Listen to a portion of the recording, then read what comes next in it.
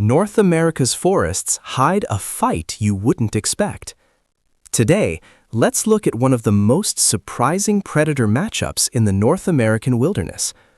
On one side, you have the Canadian lynx. On the other, a much smaller predator called the fisher. On paper, this should be an easy win for the lynx. But in reality, this matchup is a perfect example of one rule of combat. Styles make fights. This is a battle between a stealthy assassin and a relentless fighter. The Canadian lynx, built to kill quietly. Let's start with the Canadian lynx. The lynx is a wildcat, and everything about its body is designed for stealth. It moves silently, its footfalls are barely audible, and its massive paws act like natural snowshoes, letting it walk on deep snow without sinking. The lynx is an ambush predator. It hides, it waits, and when the moment is right, it strikes fast. Its main prey is the snowshoe hare. Quick kills, clean kills. The lynx is built for agility and precision, not for long, brutal fights. The fisher, small, violent, and relentless. Now let's talk about the fisher. Despite the nickname fisher cat, this animal is not a cat. It's a weasel, part of the mustelid family. Its closest relatives include the wolverine and the honey badger. That alone should tell you everything. The fisher is not subtle. It is aggressive, fearless, and it has extreme stamina. This animal is built to take damage and keep coming forward. It doesn't need a perfect opening. It just needs to get close. The size difference. Now here's where things get interesting. A Canadian lynx weighs around 22 pounds.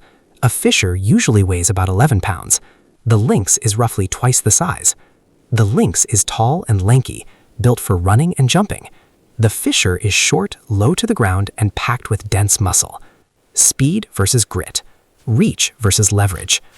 The shocking data. A study conducted in Maine revealed something unexpected. When researchers examined lynx that were killed by other predators, a large percentage of them were killed by fishers. Despite being half the size, the fisher often walks away alive. In the wild, the fisher is one of the most dangerous threats a lynx can face.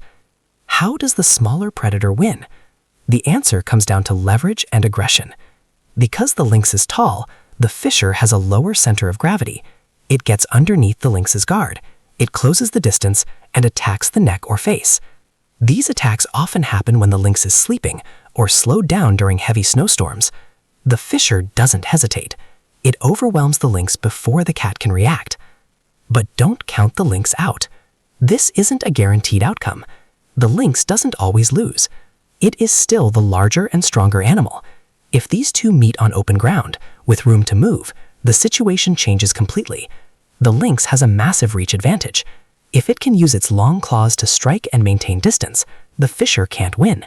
And if the fisher makes a single mistake, the lynx has more than enough power to kill it. The real lesson.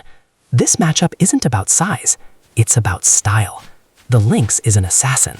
It wants to end the fight instantly from the shadows. The fisher is a fighter. It thrives in close, brutal combat. When the fisher forces the fight into a grapple, the assassin is out of position, and the fighter wins. But if the assassin controls the distance, the fight is over.